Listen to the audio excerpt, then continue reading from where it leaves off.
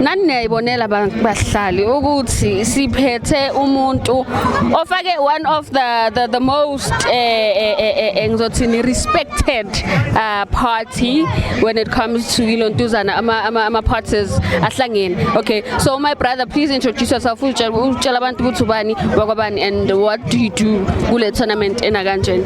No, asibingelele wonke ama viewers wenu. Igama mina nguThulane wakamzameko. Ngokwe responsibility I'm the zonal chairperson of ANC Youth League.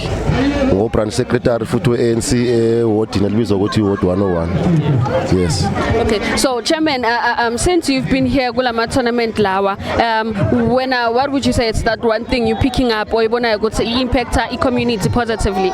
Firstly, it's the platform that this tournament offers ikakhulukazi to the players, because it gives an opportunity for scouters to come babzo observer italent esinalo in what is known as disadvantaged environment kuselokishini la, but it doesn't mean ukuthi ngoba kuselokishini kushithi talent alikho. So this place gives an opportunity firstly for young people siqale lapho nje ukuthi basuke yabona la, you don't find drugs, you don't find Wednesday snacks la, people are watching soccer, they've given their time ukuthi beze bazoyenza something positive.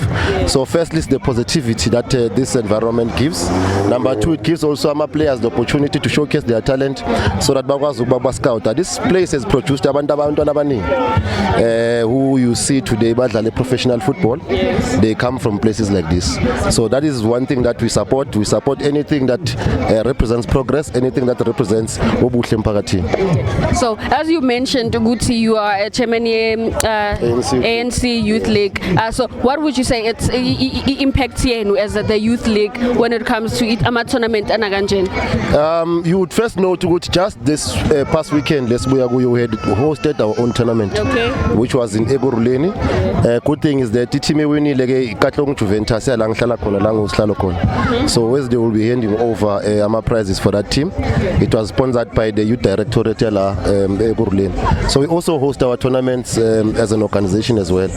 But kulama tournament aso first ingxenye sidlala kakhulu is to firstly come and support this tournament so that nathi sibe visible bonakala ukuthi konke okuhle okwenzakala emphakathini nathi siba khona with our branded clothes asinamahloni because we are engaged in a positive activity lenzakala la.